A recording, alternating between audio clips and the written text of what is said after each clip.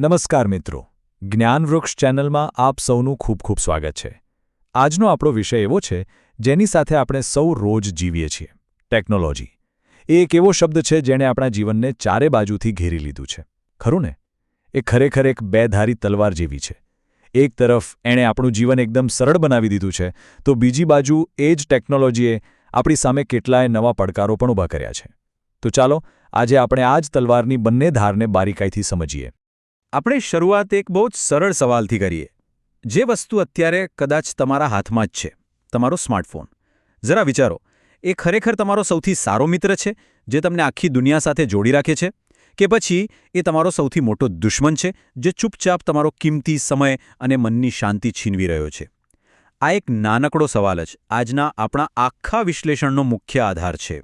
હવે વિષયમાં આપણે ઊંડા ઉતરીએ એ પહેલાં એક આદર્શ પરિસ્થિતિ શું હોઈ શકે એ સમજવું ખૂબ જરૂરી છે.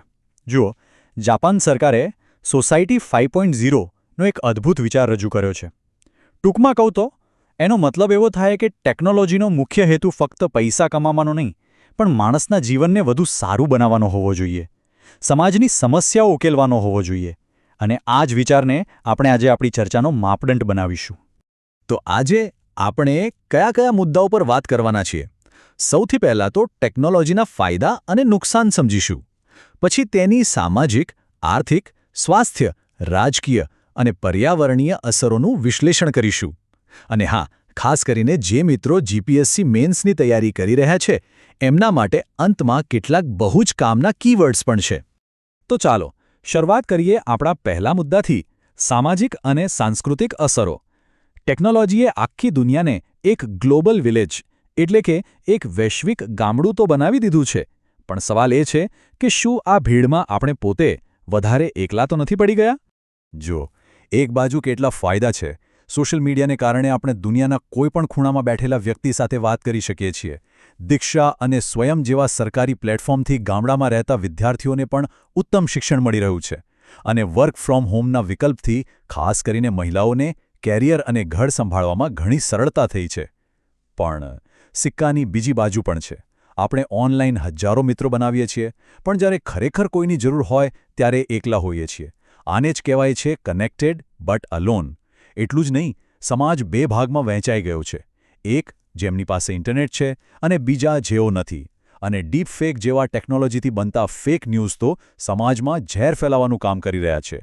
સામાજિક અસરો પછી હવે વાત કરીએ પૈસા અને તબિયતની, એટલે કે આર્થિક અને સ્વાસ્થ્ય પર ટેકનોલોજીની શું અસરો થઈ છે. એ વાત તો સાચી કે ટેકનોલોજીથી ઉત્પાદકતા ખૂબ વધી છે, પણ શું એની કિંમત આપણે આપણી નોકરીઓ અને આપણા સ્વાસ્થ્યથી તો નથી ચૂકવી રહ્યા? આ મુદ્દો ખરેખર રસપ્રદ છે, કારણ કે અહીં વિરોધાભાસ સ્પષ્ટ દેખાય છે. એક તરફ ઓટોમેશન અને એઆઈને કારણે ફેક્ટરીઓમાં ઉત્પાદન અનેક ગણો વધી ગયું છે. ઈ-કોમર્સ અને ફૂડ ડિલિવરી જેવી સેવાઓએ ગિગ ઇકોનોમી નામનો એક નવો જ રોજગારનો સ્ત્રોત ઊભો કર્યો છે. અને જનધન આધાર મોબાઈલ એટલે કે જેમ ત્રિપુટીને કારણે આજે સરકારી સહાય સીધી લાભાર્થીના બેંક ખાતામાં પહોંચી રહી છે.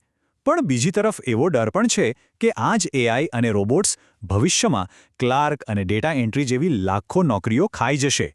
અને ટેકનોલોજીનો મોટા ભાગનો નફો તો બસ અમુક મોટી કંપનીઓ પાસે જઈ રહ્યો છે, જેનાથી અમીર અને ગરીબ વચ્ચેની ખાઈ વધુ પહોળી થઈ રહી છે. સ્વાસ્થ્યની વાત કરીએ તો ટેકનોલોજી કોઈ વરદાનથી ઓછી નથી.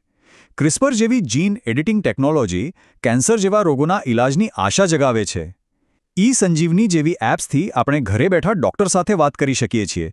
પણ આ જ ટેકનોલોજીએ આપણા મગજનું દહીં કરી નાખ્યું છે. સ્માર્ટફોનનું વ્યસન, સોશિયલ મીડિયા પર બીજાની લાઈફ જોઈને થતું ડિપ્રેશન અને ફોમો એટલે કે ફિયર ઓફ મિસિંગ આઉટ, આ બધું યુવાનોમાં બહુ વધી રહ્યું છે. અને કલાકો સુધી એક જ જગ્યાએ બેસીને સ્ક્રીન જોવાથી મોટાપા જેવા રોગો તો હવે સામાન્ય થઈ ગયા છે. તો ચાલો હવે આપણા વિશ્લેષણના છેલ્લા પણ સૌથી ગંભીર વિભાગ તરફ આગળ વધીએ. અહીં આપણે શાસન, દેશની સુરક્ષા અને પર્યાવરણ પર ટેકનોલોજીની અસરને સમજીશું. રાજકીય ક્ષેત્રે ઈ-ગવર્નન્સ પોર્ટલ જેવા કે સીએમ ડેશબોર્ડને કારણે સરકારી કામકાજમાં પારદર્શિતા વધી છે. ડીએનએ ફિંગરપ્રિન્ટિંગ જેવી ટેકનોલોજી ગુનેગારોને પકડવામાં પોલીસની મદદ કરી રહી છે. પણ આનો એક બીજો ખૂબ જ ભયાનક ચહેરો પણ છે. તમે સાંભળ્યું જ હશે, data is the new oil. એટલે કે આપણી બધી જ માહિતી પર સતત નજર રાખવામાં આવી રહી છે, જે આપણી પ્રાઇવસીનું ભંગ છે. કેમ્બ્રિજ એનાલિટિકા જેવો કેસ એનું ઉદાહરણ છે, જેમાં લાખો મતદારોના મગજ સાથે રમત રમાઈ હતી.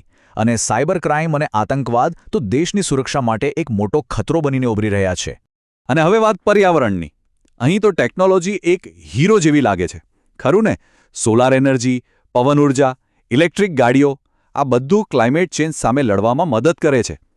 ખેતીમાં પણ ડ્રોન અને એઆઈનો ઉપયોગ પાણી અને ખાતરનો બગાડ અટકાવે છે. પણ અહીં પણ એક ટ્વિસ્ટ છે. આપણે જે દર વર્ષે નવા ફોન અને ગેજેટ્સ ખરીદીએ છીએ, એ જૂના થાય ત્યારે કચરાના ઢગલા બની જાય છે. અને આપણે જે ઇન્ટરનેટ વાપરીએ છીએ, એને ચલાવતા મોટા ડેટા સેન્ટરો એટલી બધી વીજળી વાપરે છે, જે પર્યાવરણને વધુ નુકસાન પહોંચાડે છે. મિત્રો, અત્યાર સુધી આપણે જે પણ ચર્ચા કરી એ ફક્ત સામાન્ય જ્ઞાન માટે નથી. હવે સૌથી અગત્યની વાત કે આ બધી માહિતીનો ઉપયોગ તમે જીપીએસસી મેન્સ જેવી પરીક્ષામાં તમારા જવાબને વધુ ધારદાર બનાવવા માટે કેવી રીતે કરી શકો છો. ચાલો એ જોઈએ. તમારા જવાબમાં આ શબ્દોનો ઉપયોગ જરૂરથી કરજો. જ્યારે તમે society 5.0, digital divide, gig economy કે એથિકલ એઆઈ જેવા શબ્દો વાપરો છો, ત્યારે પેપર તપાસનાર પર તમારી ઊંડી સમજની છાપ પડે છે. આ શબ્દો તમારા જવાબને બીજા ઉમેદવારો કરતાં અલગ અને વધુ પ્રભાવશાળી બનાવશે, જે તમને સારા માર્ક્સ અપાવવામાં મદદ કરશે. તો ચાલો હવે આપણે આખી ચર્ચાના અંતિમ તબક્કામાં પહોંચીએ. આટલી બધી વાતો પછી આખરે સાર શું છે? આગળનો રસ્તો કેવો હોવો જોઈએ?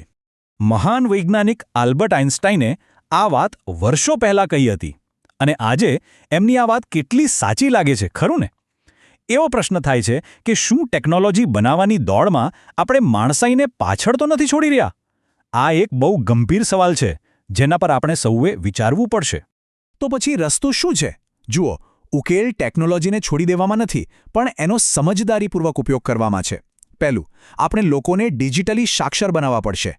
બીજું, આપણા ડેટાની સુરક્ષા માટે કડક કાયદા બનાવવા પડશે. ત્રીજું, આર્ટિફિશિયલ ઇન્ટેલિજન્સ માટે નૈતિક નિયમો બનાવવા પડશે. અને ચોથું અને સૌથી અગત્યનું, આપણે ફક્ત મશીનોને વધુ સ્માર્ટ બનાવવા પર નહીં, પણ માણસને વધુ દયાળુ અને સંવેદનશીલ બનાવવા પર ધ્યાન આપવું પડશે. આ જ તો સોસાયટી 5.0નો સાચો અર્થ છે. અંતમાં હું તમને બધાને આ એક પ્રશ્ન સાથે છોડીને જાઉં છું. જેમ આપણે વધુને વધુ સ્માર્ટ મશીનો બનાવી રહ્યા છીએ, શું એની સાથે સાથે આપણે પોતે પણ વધુ સારા, વધુ દયાળુ અને વધુ માનવીય બની શકીએ છીએ? મને લાગે છે કે ટેકનોલોજીના ભવિષ્યનો સાચો જવાબ આ જ પ્રશ્નમાં છુપાયેલો છે. આ વિષય પર તમારા શું વિચારો છે એ નીચે કોમેન્ટમાં જરૂર જણાવજો. જો તમને આ વિશ્લેષણ ગમ્યું હોય તો વિડીયોને લાઇક કરજો, તમારા મિત્રો સાથે શેર કરજો અને જ્ઞાનવૃક્ષ ચેનલને સબસ્ક્રાઇબ કરવાનું ભૂલતા નહીં. ફરી મળીશું એક નવા જ્ઞાનવર્ધક વિષય સાથે. જય હિન્દ.